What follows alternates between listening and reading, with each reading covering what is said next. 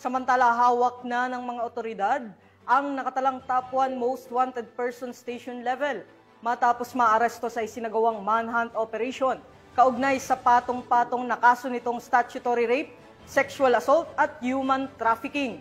Patrolwoman Ivy Corporal sa report.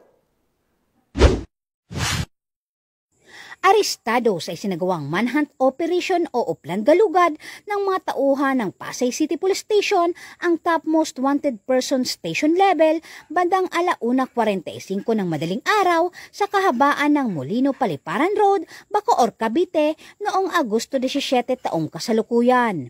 Kinilala ang sospek na si alias Bombay, 39 anyos at residente ng Malibay, Pasay City.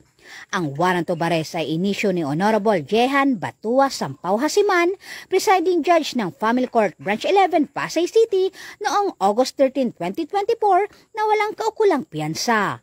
Ang naarestong sospek ay dinala sa Warrant and Subpoena Section ng Pasay City Police Station para sa wastong disposisyon at nahaharap sa iba't ibang kaso ng statutory rape, sexual assault at paglabag sa Anti-Trafficking in Persons Act.